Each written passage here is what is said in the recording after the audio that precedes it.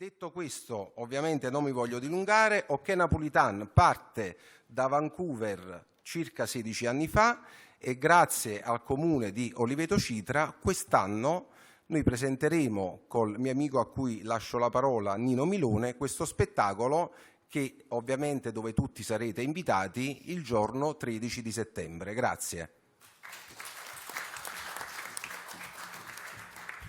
Prima di tutto vorrei ringraziare il senatore Malan e il sindaco per averci invitato. Io rappresento una banda musicale di 6 musicisti che non è potuta venire oggi perché è residente a Barcellona, dove io tanti anni fa ho fatto l'Erasmus e dove mi sono legato in delle relazioni che non si sono mai concluse.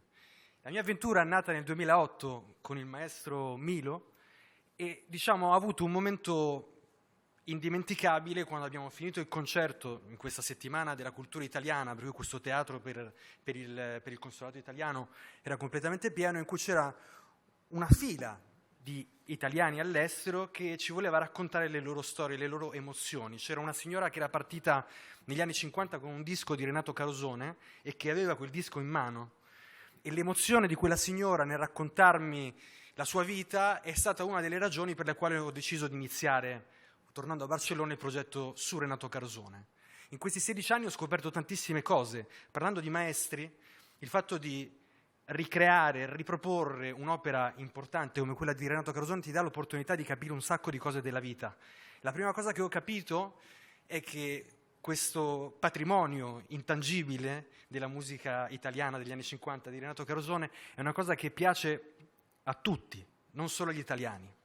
E ho avuto la fortuna di far ballare la famiglia reale svedese, ho avuto la fortuna di intrattenere persone che non capiscono assolutamente il napoletano o l'italiano, ma che ricevono il messaggio di felicità, di unità, di intraprendenza, di speranza che c'è dentro la musica di Renato Carosone.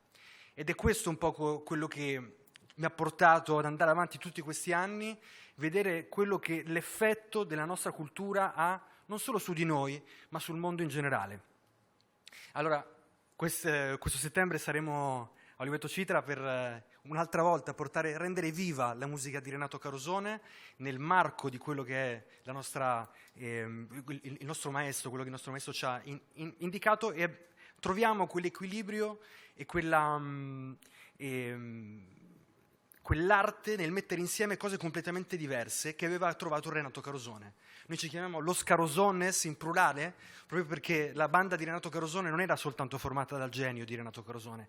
Il genio di Renato Carosone era quello che gli permetteva di mettere assieme Gégé Di Giacomo, Peter Van Vood, tutti gli altri musicisti che erano geniali anche nel loro contesto, in una armonia che molto pochi altri musicisti sono riusciti a creare.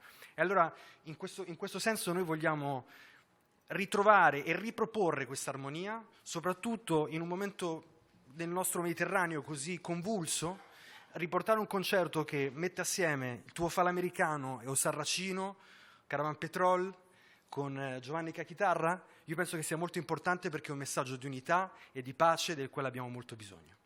Grazie mille. Grazie, grazie.